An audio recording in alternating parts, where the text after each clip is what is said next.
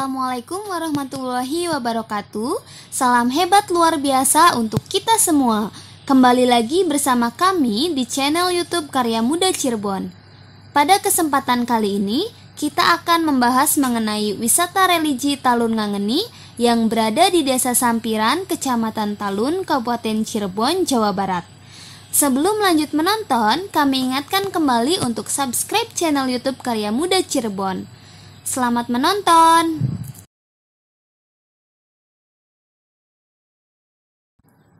Desa Sampiran. Kampung Sampiran terletak di wilayah Provinsi Jawa Barat. Tepatnya berada di Desa Sampiran, Kecamatan Talun, Kabupaten Cirebon. Menurut cerita yang berkembang di masyarakat yang sudah menjadi mitos, Desa Sampiran berasal dari desa yang bernama Karangpenganten. Kata Sampiran itu sendiri berasal dari kata nyampir.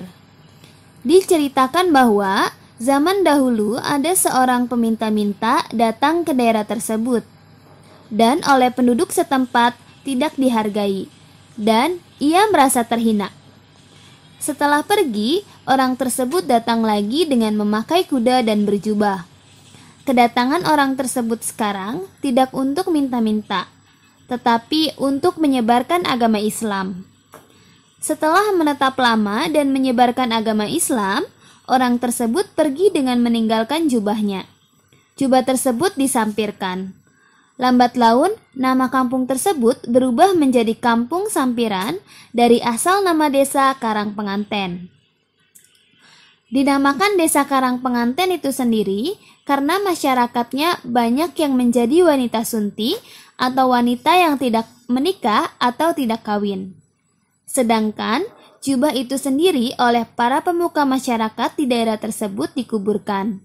Yang kemudian hari, kuburan itu bernama Komplek Keramat Makam Syekh Bayanillah. Asumsi masyarakat pada masa sekarang yang ada di dalam makam Syekh Bayanillah bukan hanya jubahnya saja, tetapi raganya juga ikut dikuburkan. Lokasi makam Syekh Bayanillah. Komplek Makam Keramat Syekh Bayanillah merupakan komplek pemakaman umum. Karena selain makam keramat Syekh Bayanillah, komplek tersebut banyak terdapat makam-makam masyarakat umum. Menuju komplek keramat Syekh Bayanillah dari ibu kota Kabupaten Cirebon kurang lebih 8 km ke arah timur. Sedangkan dari kota Cirebon kurang lebih 4 km ke arah barat. Memasuki komplek pemakaman Syekh Bayanillah, sebelum sampai pada lokasi makam keramat tersebut, harus memasuki 9 kuta atau gapura yang terbuat dari tatal atau bekas potongan kayu. Di lingkungan komplek makam Syekh Bayanillah, di luar komplek makam terdapat sebuah masjid yang bernama Masjid Sampiran, yang pada waktu dahulu dibangun untuk menyebarkan agama Islam di daerah tersebut. Karena daerah Sampiran atau lebih dikenal dengan nama Desa Karangpenganten masih merupakan daerah kekuasaan Kerajaan Galuh yang masih memeluk agama Hyang. Syekh Bayanillah sendiri berasal dari Jazirah Arab, sesuai yang dikemukakan dari cerita rakyat asal-usul desa di Kabupaten Cirebon. Disebutkan di kota suci Mekah, kedua kakak beradik yakni Raden Walangsungsan dan Nyimas Rara Santang itu bermukim beberapa bulan di rumah Syekh Bayanillah sambil menambah ilmu agama Islam. Jika hal ini dikaitkan dengan proses penyebaran agama Islam di daerah Cirebon, proses penyebaran agama Islam yang dibawa oleh Syekh Bayanillah sebelum proses pengislaman yang dilakukan oleh Sunan Gunung Jati atau Syekh Syarif Hidayatullah. Karena sewaktu Raden Walangsungsang atau Pangeran Cakrabuana dan Nyimas Rara Santang bermukim di rumah Syekh Bayanillah, Nyimas Rara Santang dinikahkan dengan seorang pembesar Ismailiyah bernama Syarif Abdillah bin Nurul Alim dari suku Bani Hashim. Selanjutnya, untuk lebih mendekatkan dengan lingkungannya, Syarif Abdillah menggantikan nama istrinya dengan nama Syarifah Mudain. Dari perkawinan ini, mereka dikaruniai 2 orang putra, yakni Syarif Hidayatullah dan Syarif Nurullah. Setelah Syarif Abdillah wafat, ditunjuklah Syekh Syarif Hidayatullah untuk menggantikan kedudukan ayahandanya menjadi penguasa di Ismailiyah. Oleh karena memenuhi harapan ibunya untuk menjadi mubalik di tanah Jawa, beliau menyerahkan tampuk kepemimpinan Ismailiyah kepada adiknya, yakni Syekh Syarif Nurullah. Kemudian, beliau bersama ibunya kembali ke Carandam untuk mengembangkan ajaran Islam di tanah Jawa. Atas keberhasilannya mengembangkan ajaran Islam di negara Cirebon, maka Raden Fatah atau Raja Demak bersama para mubalik yang bergelar Sunan, beliau ditetapkan sebagai penetap penata agama Rasul dan dianugerahi gelar Sunan. Oleh karena menetapnya di wilayah Gunung Jati, beliau dijuluki Sunan Gunung Jati. Pandangan masyarakat setempat. Pandangan masyarakat setempat, yaitu masyarakat daerah Sampiran terhadap makam Syekh Bayanillah, mereka percaya sepenuhnya bahwa makam yang ada tersebut adalah makam Syekh Bayanillah, bukan hanya jubahnya saja, tetapi juga dengan raganya. Mereka percaya bahwa makam Syekh Bayanillah mendatangkan berkah untuk orang-orang di sini. Untuk perlakuan terhadap makam tersebut, masyarakat Blok Sampiran tidak terlalu berlebihan. Artinya, mereka sudah percaya bahwa orang-orang di sini sudah kauwaban. Artinya, sudah terlindungi oleh adanya karomah yang terpancar dari makam tersebut. Hal ini terbukti bahwa jika ada peziarah yang mengadakan upacara tahlilan di makam Syekh Bayanillah, misalnya mereka ada yang ikut dan ada yang tidak, hal ini dibuktikan dengan ucapan, sok bae mana, kita sih ning kene bae. Artinya, masyarakat di sekitarnya tidak terpengaruh. Aktivitas lain yang rutin dilaksanakan oleh masyarakat Blok Sampiran adalah setiap malam Jumat Kliwon diadakan acara yasinan. Orang di sini ada yang ikut dan ada yang tidak. Dilihat dari beberapa aspek kegiatan yang sudah lazim dilakukan oleh masyarakat Desa Sampiran yang berkenaan dengan adat kepercayaan yang berlaku di daerah tersebut dapat dibedakan menjadi dua kelompok. Kegiatan ritual. Menurut data yang ada, masyarakat desa atau lebih tepatnya Blok Sampiran, penganut agama Islam yang taat dalam menjalankan syariat agama Islam. Hal tersebut tercermin dalam sikap yang selalu berusaha untuk mendekatkan diri kepada Tuhan Yang Maha Esa dengan mematuhi segala perintah Allah serta menjauhi segala larangannya. Pola laku ini diaplikasikan dalam kehidupannya sehari-hari. Mereka menjalani hidup dengan norma-norma atau aturan sosial yang ada untuk menjaga dan memelihara keserasian sosial. Oleh karena itu, mereka lebih menonjolkan sikap hidup yang santun, serta mensyukuri nikmat yang diberikan oleh Allah yang diperoleh dari hasil pekerjaannya. Sikap hidup yang mementingkan diri sendiri merupakan sikap sosial yang sangat dijauhi oleh masyarakat setempat. Walaupun seluruh masyarakat Blok Sampiran menganut agama Islam, namun dalam kehidupan sehari-hari masih tampak adanya unsur-unsur kepercayaan di luar konteks Islam. Hal ini dapat dipahami mengingat jauh sebelum agama Islam masuk dan dianut oleh masyarakat Cirebon, mereka telah menganut dan dipengaruhi oleh anutan para leluhurnya. Masyarakat Blok Sampiran masih percaya pada unsur-unsur yang bersifat supernatural, seperti percaya kepada roh-roh, kekuatan-kekuatan goib, tempat-tempat keramat, dan para leluhur yang pernah berdiam di daerah tersebut. Mereka selalu berusaha mendekatkan diri dengan mengadakan upacara-upacara ritual agar senantiasa diberi keselamatan. Adanya kepercayaan tersebut tampak dalam beberapa kebiasaan yang masih dilakukan sampai sekarang. Aktivitas masyarakat Kampung Sampiran yang berkaitan dengan acara ritual sukar untuk dibedakan. Mana aktivitas yang benar menurut agama Islam dan murni, dan aktivitas mana yang masuk ke dalam tradisi masyarakat setempat. Masuknya agama Islam yang dibawa oleh para sunan atau para syekh ke daerah Cirebon tidak dapat menghapuskan kepercayaan masyarakat tersebut kepada para leluhurnya. Kehidupan keagamaan masyarakat Sampiran banyak dipengaruhi oleh unsur-unsur kepercayaan tersebut.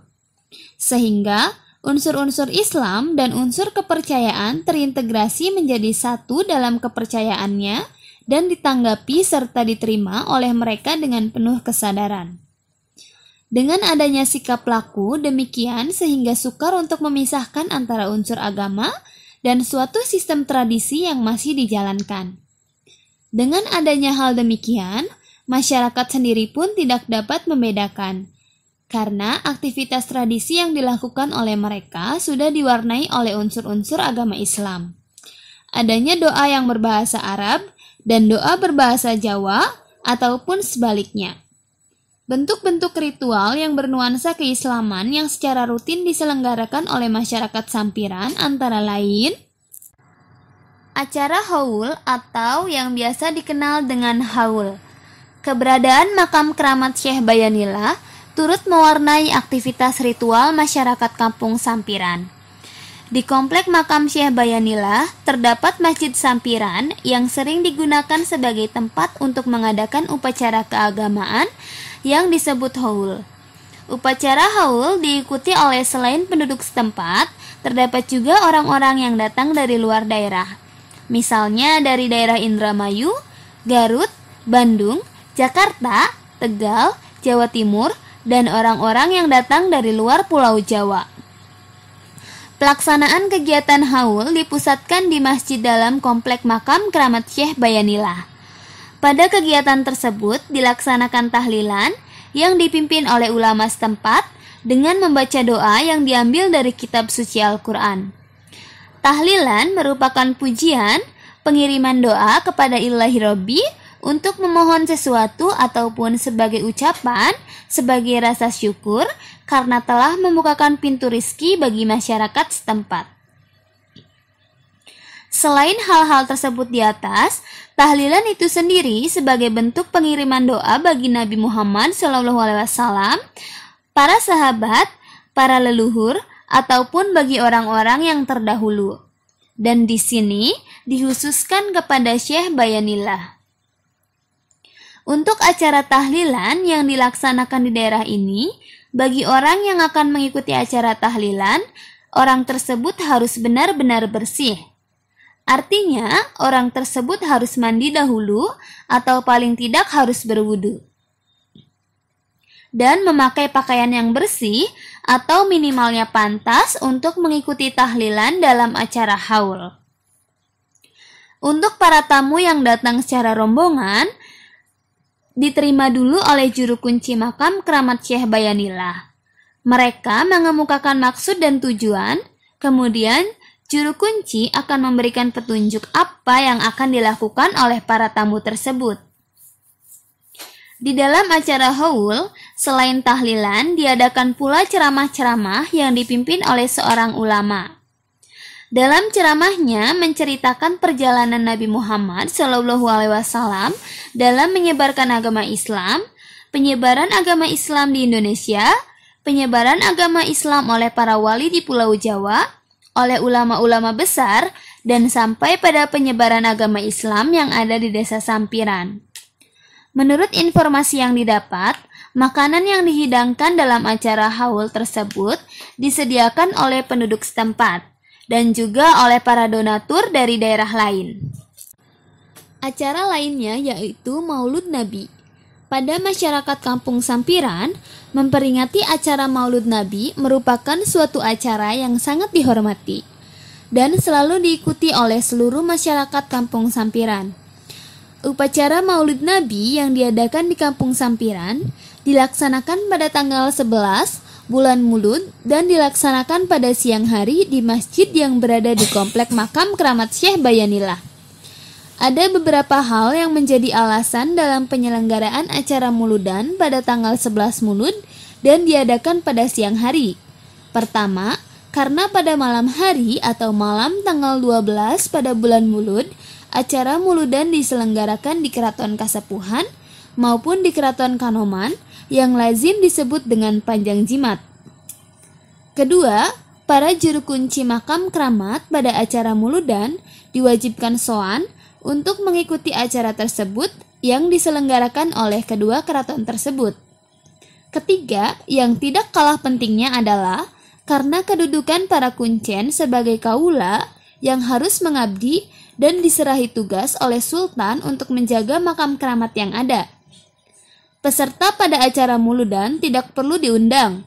Mereka datang dengan sendirinya ataupun secara rombongan. Peserta yang datang secara berkelompok biasanya dikerahkan atau dipimpin oleh para ketua kelompok masing-masing, yaitu kiainya.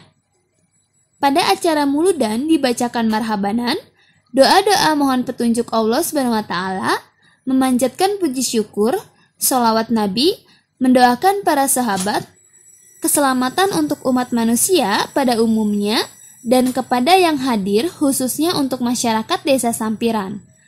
Sedangkan, makanan yang disediakan berupa nasi tumpeng, nasi kuning, bekakak ayam, makanan ringan, dan sebagainya.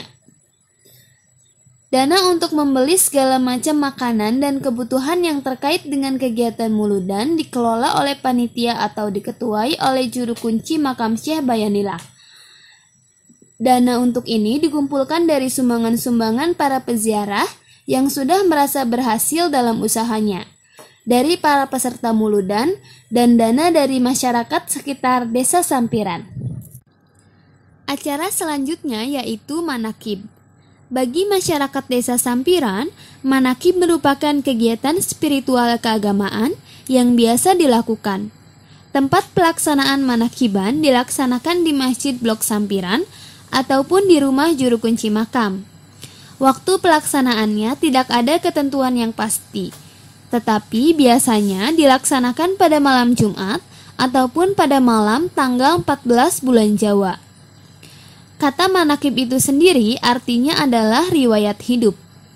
Dalam penggunaannya, biasanya banyak dikaitkan dengan sejarah kehidupan para tokoh besar penyebar agama Allah, tentang keluhurannya, tentang perjalanannya, silsilahnya, akhlaknya, dan lain sebagainya.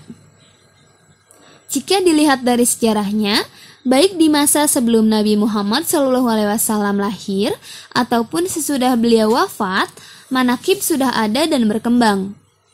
Di dalam Al-Quran telah diceritakan dengan jelas sekali ada manakib Maryam, manakib Zulkarnain, manakib Ashabul Kahfi, dan lain-lain.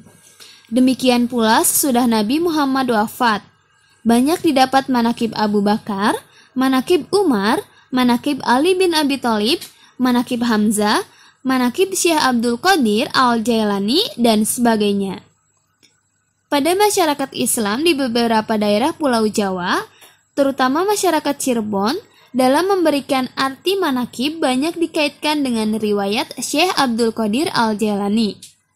Riwayat yang dibacakan mencakup berbagai segi, misalnya tentang silsilah, kegiatannya, karomahnya, dan lain-lain. Tata cara pelaksanaan manakiban yang dilaksanakan oleh masyarakat desa Sampiran adalah sebagai berikut. Sebelum acara manakib, dimulai terlebih dahulu diberikan penjelasan kepada para peserta yang hadir oleh orang yang ditunjuk. Misalnya, oleh kiai atau oleh juru kunci makam keramat Syekh Bayanillah. Tentang maksud Sahibul Hajat.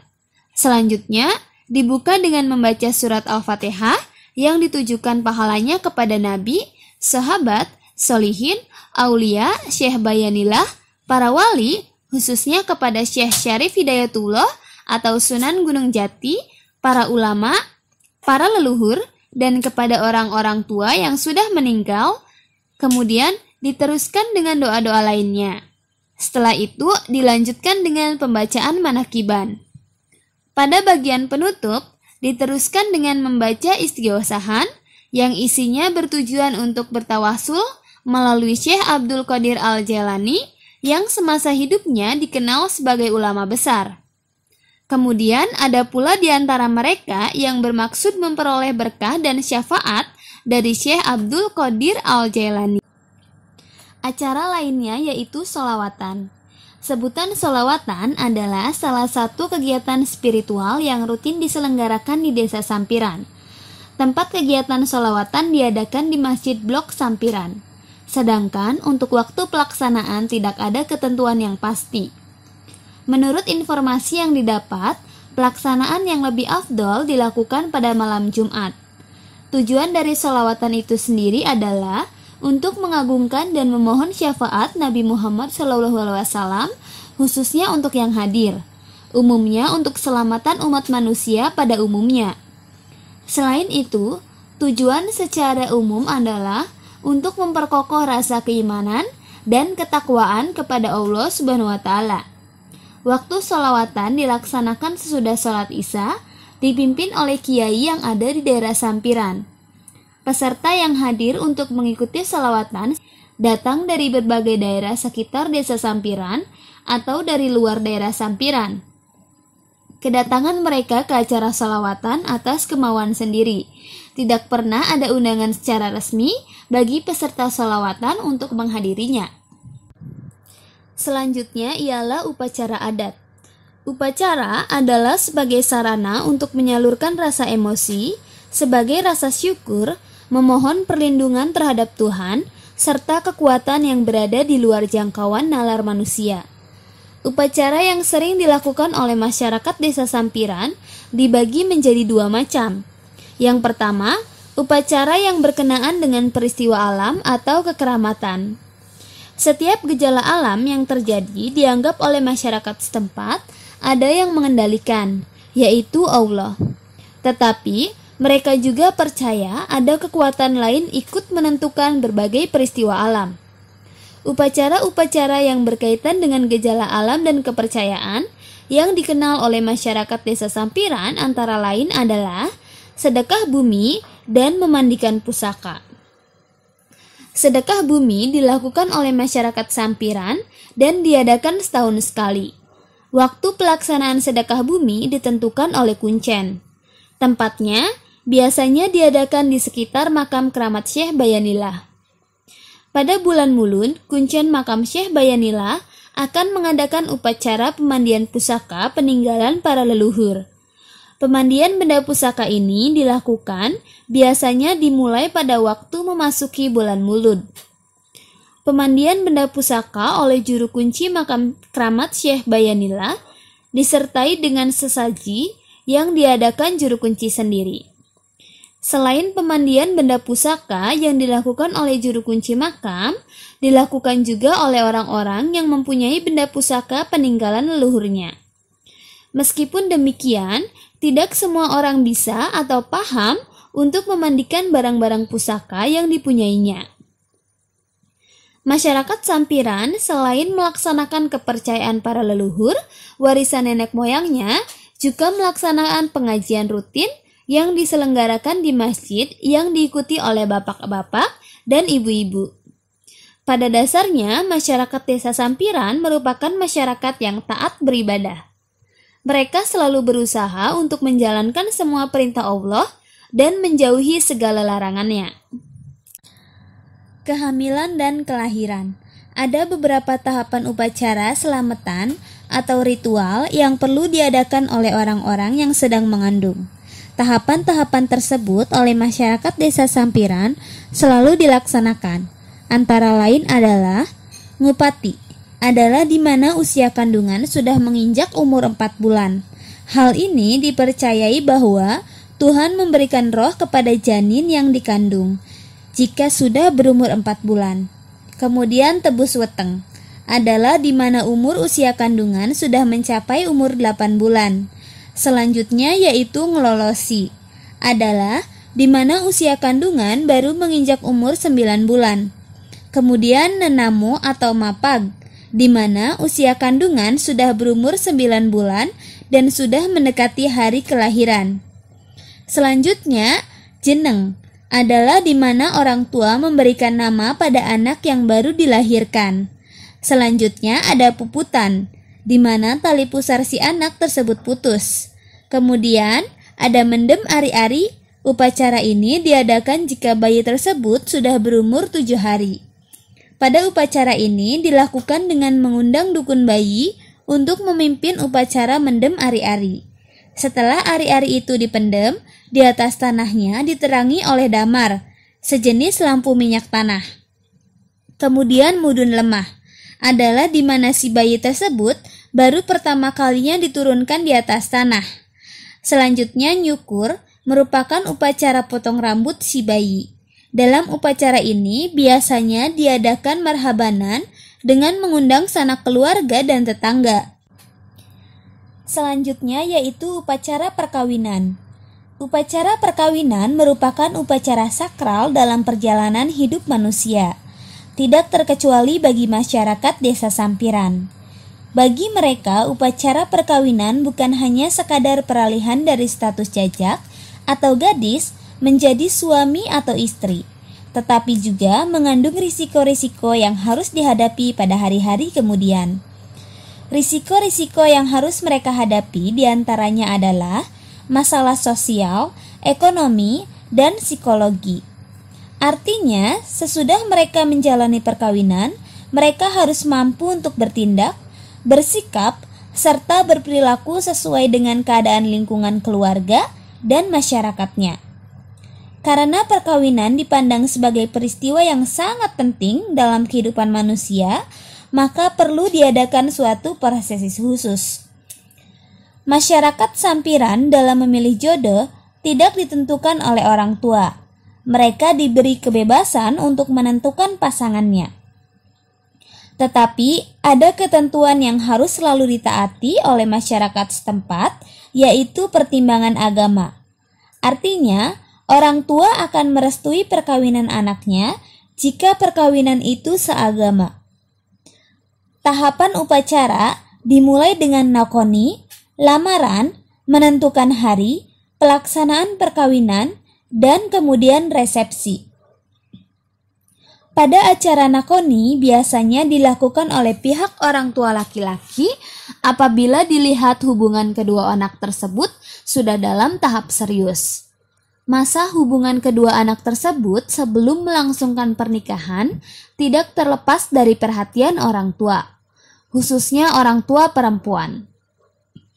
Proses nakoni hanya merupakan formalitas saja, karena sesungguhnya kedua belah pihak sudah mengetahui keberadaan keluarga masing-masing. Dalam acara nakoni, setelah mengetahui jawaban dari pihak perempuan, sekaligus menyampaikan lamaran. Artinya, pihak orang tua laki-laki meminta kesediaan orang tua pihak perempuan agar putrinya diizinkan untuk dijadikan istri oleh calon mempelai laki-laki. Nakoni dan lamaran yang dilakukan oleh pihak laki-laki dilakukan oleh orang tua sendiri atau diwakilkan kepada orang yang dipercaya untuk itu. Penentuan hari pernikahan tidak pada saat lamaran itu dilakukan, tetapi biasanya pihak perempuan meminta waktu beberapa hari untuk menentukan tanggal perkawinan anaknya. Perhitungan baik buruknya hari dalam penentuan hari atau tanggal perkawinan masih dipegang teguh oleh masyarakat Sampiran. Perhitungan ini berdasarkan pada primbon Jawa. Pelaksanaan perkawinan didahului oleh proses penjemputan oleh pihak orang tua atau wakil dari mempelai perempuan. Kemudian serahan, artinya penyerahan calon mempelai laki-laki kepada orang tua calon mempelai perempuan untuk dinikahkan. Serahan dilaksanakan menjelang acara akad nikah. Pada waktu serahan bukan hanya menyerahkan mempelai laki-laki saja, tetapi membawa barang-barang untuk mempelai wanita sebagai hadiah perkawinan.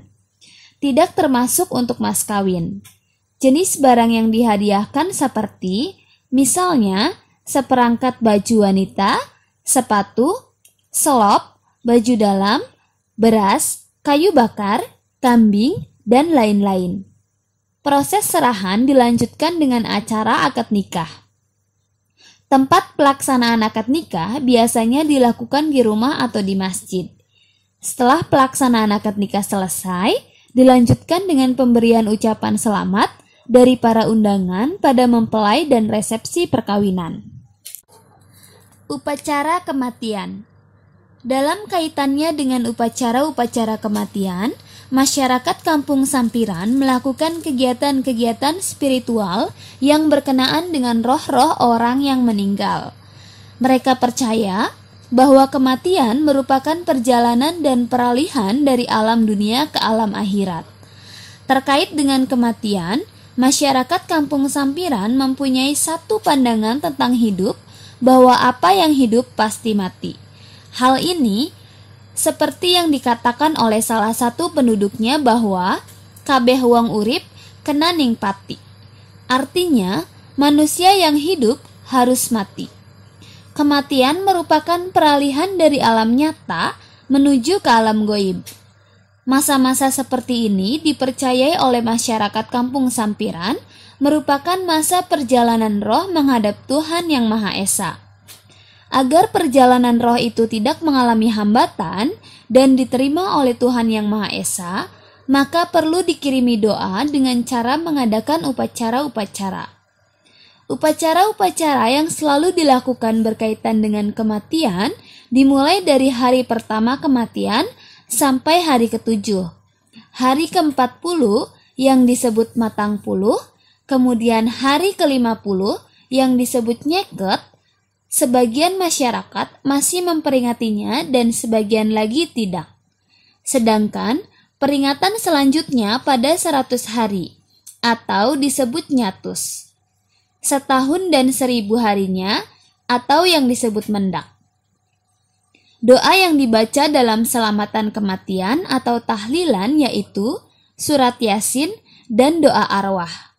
Sedangkan jenis makanan yang disajikan setelah pembacaan doa terbagi menjadi 2 bagian. Pertama, jenis makanan ringan yang disajikan setelah pembacaan doa selesai dan jenis makanan yang dihidangkan. Kemudian, jenis makanan yang dimasukkan dalam besek. Sejenis nasi dan lauk pauknya, dan ada juga jenis makanan yang masih mentah, berupa beras, sarden, gula, kopi, dan telur. Selanjutnya, pandangan peziarah. Makam Syekh Bayanila merupakan salah satu makam keramat yang ada di Kabupaten Cirebon. Makam keramat ini merupakan mata rantai dari makam-makam yang ada di Cirebon dengan makam-makam keramat atau tempat keramat yang lain yang berkaitan dengan proses penyebaran agama Islam di wilayah Cirebon. Keramatnya makam Syekh Bayanila bukan hanya dikeramatkan oleh masyarakat sekitar Cirebon saja, tetapi sudah jauh sampai keluar Pulau Jawa. Motivasi peziarah. Peziarah yang datang ke makam keramat Syekh Bayanila tidak hanya dari daerah Cirebon dan sekitarnya saja, tetapi ada di antaranya berasal dari daerah Indramayu, Patrol, Bandung, Banten, Tegal, Semarang Jawa Tengah, Surabaya dan sekitarnya, Jawa Timur, bahkan ada yang berasal dari luar Jawa, misalnya dari Madura dan daerah Sumatera. Menurut keterangan juru kunci, para peziarah yang datang itu ada yang secara perorangan, datang sendiri tanpa teman, tetapi ada juga yang datang secara rombongan. Di antara para peziarah ada yang baru sekali datang ke makam keramat Syekh Bayanila, ada pula yang sudah beberapa kali berziarah. Ada suatu keyakinan dalam diri para peziarah, mereka percaya apabila memohon sesuatu di makam keramat Syekh Bayanila lebih dari 1 kali, biasanya permohonannya akan dikabulkan oleh Allah. Peziarah yang berkunjung ke makam keramat Syekh Bayanila kebanyakan mempunyai maksud dan tujuan dengan dilandasi keyakinan dan pengharapan disertai dengan kemauan batin yang kuat. Kuat sajroning ati. Masing-masing peziarah yang datang ke makam keramat Syekh Bayanila dengan tujuan yang berbeda satu dengan yang lainnya, tergantung dari niat dan maksud yang akan dituju. Para peziarah yang datang ke makam Syekh Bayanila akan melakukan ngelakoni agar tercipta hubungan antara dirinya dengan Allah. Mereka mengharapkan petunjuk dan perlindungannya sehingga apa yang dicita-citakan dalam hidupnya terkabul. Para peziarah yang datang ke makam Syekh Bayanila termotivasi oleh peristiwa-peristiwa masa lalu. Di tempat ini telah hidup seorang wali penyebar agama Islam yang mana mempunyai satu kelebihan dan kemukjizatan yang dapat memberikan satu karomahnya. Di makam keramat Syekh Bayanila, para peziarah pada umumnya memohon seperti misalnya pangkat, kewibawaan, agar cepat dapat pekerjaan, dan untuk usaha, serta tidak jarang yang menginginkan mempunyai suatu kekuatan batin atau kekuatan supranatural. Selain itu, ada perilaku peziarah. Para peziarah yang datang ke makam Syekh Bayanila itu karena mempunyai maksud-maksud tertentu yang menyangkut usaha untuk memperoleh kehidupan yang lebih baik, baik secara material maupun secara spiritual. Untuk itu, mereka melakukan pendekatan kepada tokoh-tokoh yang dimitoskan, dengan asumsi bahwa kedekatan tersebut akan mendekatkan juga dirinya dengan Yang Maha Kuasa. Para peziarah melakukan laku, biasanya sampai 7 hari, dan harus berada di makam keramat Syekh Bayanila. Mereka melakukan laku dengan membaca wirid-wirid yang diajarkan oleh gurunya atau oleh juru kunci makam. Waktu untuk melakukan wirid dilakukan tengah malam hingga menjelang subuh. Untuk melakukan wirid-wirid yang lebih afdol, tempatnya harus di makam keramat. Tetapi hal ini jarang sekali dilakukan oleh para peziarah. Karena menurut penduduk sekitarnya, tempat tersebut banyak godaannya. Selain melakukan wirid, diharuskan mengerjakan sholat wajib dan sholat sunnah. Dan kadang-kadang disuruh untuk berpuasa sampai mendapat ilafat atau petunjuk dari Syekh Bayanila yang bisa melalui mimpi, bisikan, atau bertemu langsung dengan arwahnya. Dengan demikian, segala permintaan atau apa yang diinginkannya akan segera tercapai. Untuk mengunjungi makam keramat Syekh Bayanila, tidak ada ketentuan yang pasti, artinya bisa datang kapan saja. Para peziarah yang datang biasanya menemui juru kunci makam. Juru kunci makam akan membimbing para peziarah dalam melakukan kegiatan spiritualnya. Jika peziarah datang secara rombongan dan dipimpin oleh kepala rombongan, biasanya seorang kiai, maka tugas juru kunci hanya mengtawasulkan saja. Selanjutnya, diserahkan kepada kepala rombongan untuk memimpin acara pembacaan doa, tahlilan, dan yasinan. Para peziarah yang sudah berhasil dalam usahanya, mereka akan mengadakan selamatan, bisa berupa tumpengan atau menyumbang untuk perbaikan makam keramat. Jika orang yang dahulu meminta berkah ke makam keramat, kemudian melupakan dari mana asal mula keberhasilannya, maka bisa jadi keberhasilannya itu akan mengalami kemunduran. Jadi, kebanyakan orang yang sudah sukses itu tidak akan melupakan asal mula keberhasilannya atas bantuan Syekh Bayanila yang oleh anggapan masyarakat sekitarnya merupakan orang suci. Nah, itu dia penjelasan tentang sejarah Syekh Bayanila Sampiran. Tradisi itu umumnya dilaksanakan bagi warga Cirebon. Terima kasih sudah menonton video ini.